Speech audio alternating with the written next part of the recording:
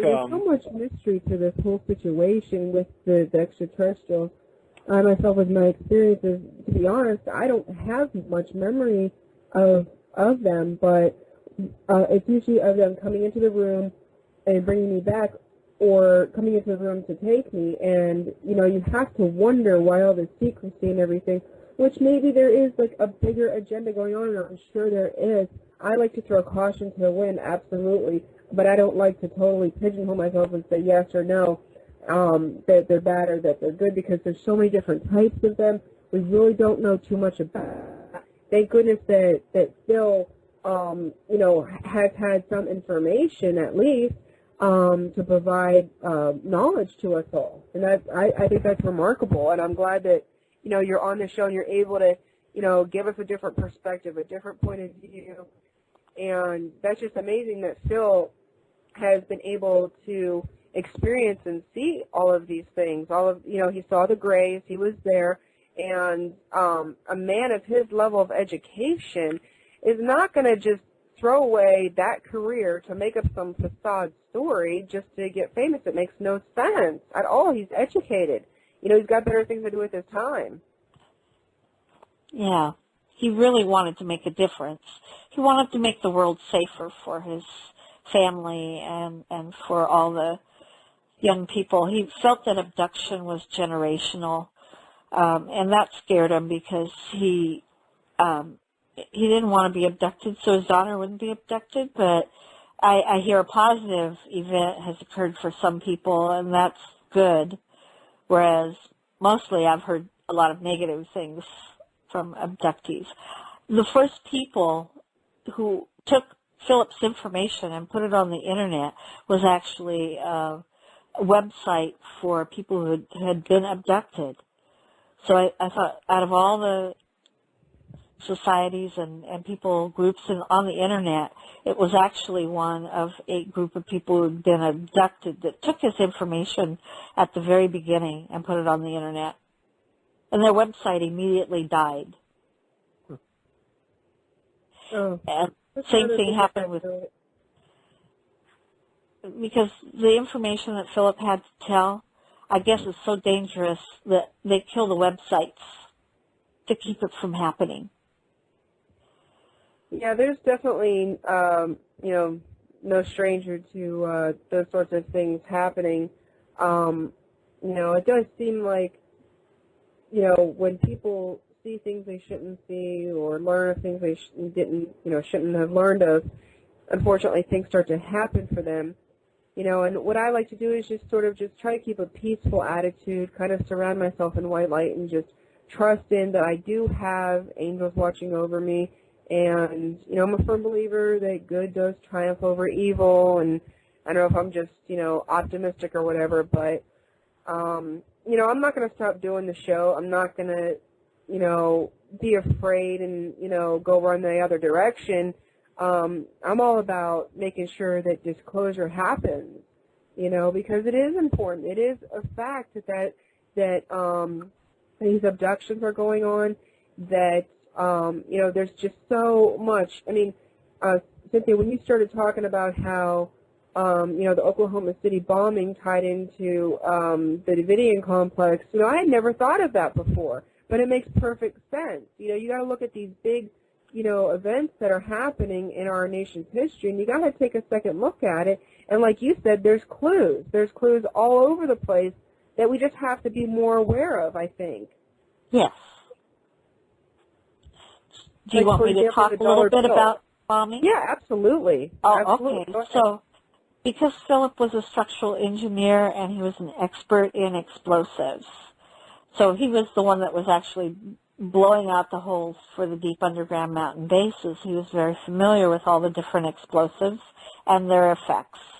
When he saw the Oklahoma building, the Murrow, I guess it's Murrow building, he could tell from that it was a military explosive and not just some truck going off in front of the building. And in fact, he eventually felt that it was a bomb that had been placed in the elevator, and another bomb had been placed in the other elevator, but only one went off. And so that's why you had kind of a U-shaped explosive effect. If you recall in the news films, as people are trying to rescue people at the very beginning, they all start to run away because they said they found another bomb. And then they go, oh, no, it wasn't another bomb. Well, it was another bomb. It was in that other elevator. And the cover-up is so big. The reason why that bomb was exploded is because the next day they were going to bring out all the information about Waco, the Davidian cult, and what happened at that compound. And so what was happening at that compound? Well, if you remember, they were building tunnels under their compound, and they had a bus down there and all sorts of, they were building things under their complex, and they found something that they shouldn't have found. Something to do with the aliens and the tunnels that were under there for them. And I think that's why they were killed, and that's why the Oklahoma City bombing occurred. Right. Well, Chris and Cynthia, we got about 10 minutes left in the show. Is there anything in particular that either of you wanted to talk about before we go off the air and close it out for the night? I could talk about the Gunderson freight cars. Sure, that's fine. Okay. Chris, did you have anything? No, I just wanted to thank you for the discussion. I'm going to hang up and just continue to listen online. So, but thanks again.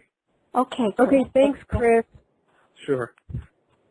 Well, I know the Gunderson freight cars are a local thing here in Portland, Oregon, and one of the employees was really concerned because the freight cars had human shackles in them, about 122 pairs of human shackles in a freight car. And so he took a photo of that, went and talked with Philip. A lot of things came to Philip that way because he was lecturing all over the United States.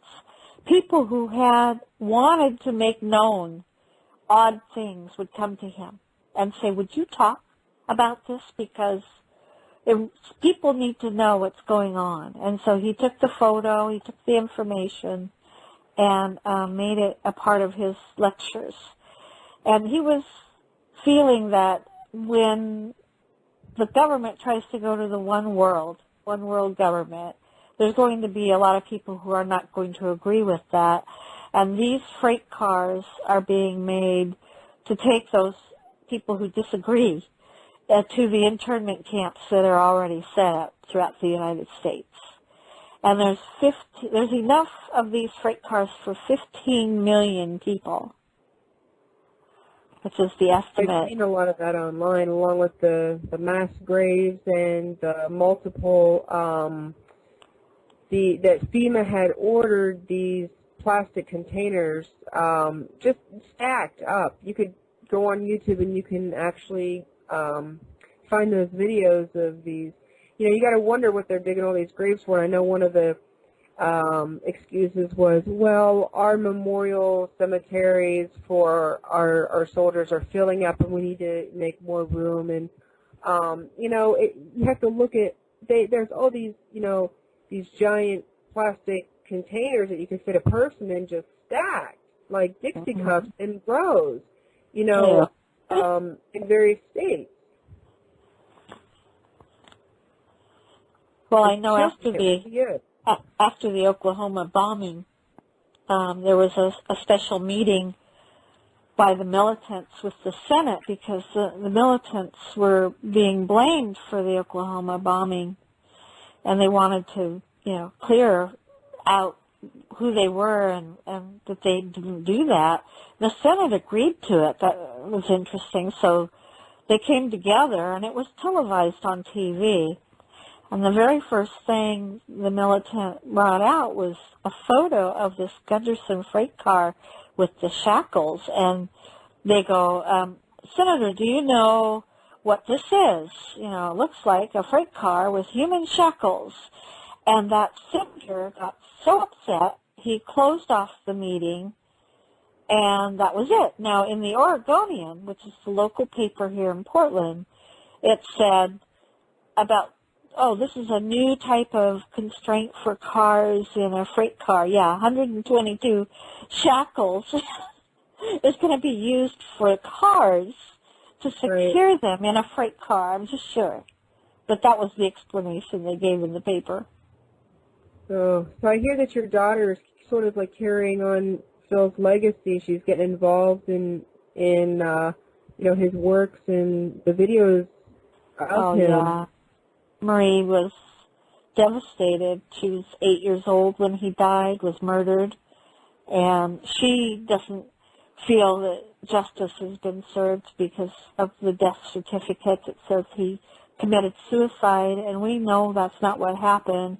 And I think our hope is that with the continued efforts that she and I have tried to do, that perhaps they will question the fact of his death and change that to at least unknown or homicide, because that's really what it was. It was a homicide.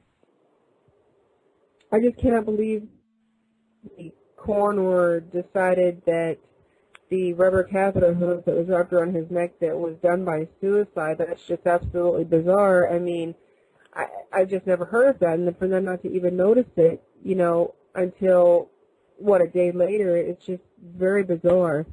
Yeah. Well, we got 5 minutes left on the show, Cynthia.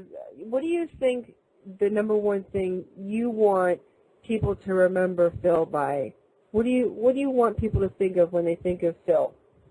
Yeah, he truly believed, in what he was telling the public. He knew he was endangering his life by doing it. He had a lot of medical issues going on for him and felt his life was not going to be that long anyway, but he wanted to take the knowledge that he had and give it to the public. Thank goodness they had those videos going when he was giving his lectures. I feel sad, though, that they didn't show more details of, like, the photos that he was showing or the medals. You don't see the real detail that I saw in the original photos and the original paperwork that he had. And that all of that is gone now makes it really hard to say, hey, it's all truthful. Well, where's the evidence? Well, it's gone. They took it.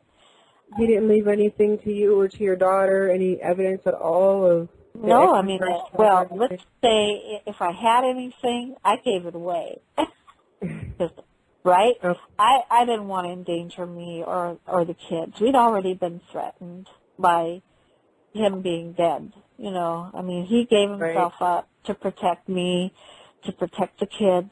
I have a son and a daughter. And he didn't want anything to happen to us. And the threat was that if he didn't give himself up to them, because he'd been able to escape them time after time, then they knew where I worked. They knew where the kids went to daycare. They knew where they went to school. That was the threat. So I can't imagine the fear you guys must have felt knowing that Phil was, doing these works and that you guys were being watched and everything. And I just want to thank you and, your children for trying to carry on, Phil's legacy and his work. And it's unfortunate that, all of the evidence was stolen and, hopefully maybe someday, somehow, some of it will, be recovered somehow. But, what's important is you're here to tell the story and keep it going. And the show's about to end here in about 2 minutes, so I just kind of wanted to wrap up here with you, Cynthia. And thank you very much for being on the show. And if one of our listeners wants to get in touch with you further to maybe, ask you some questions that they would feel more comfortable just contacting you, is there an email or something you can give out that you wouldn't mind people just, emailing you some questions, like... Sure. Email would be a good way because it's tough with my phone. So it's CIM, as in mother, B as in boy, I, D as in dog, at Comcast.net. And I don't go on there very often, so if it takes a little while, I'm sure you won't mind. But I was very honored to be on your show today, and thank you for remembering Philip and his work. Oh, no, thank you very much. And just to reiterate that email, it's CIM, BID, is that what it is? Yes. Uh-huh. Okay. At Comcast. Yes.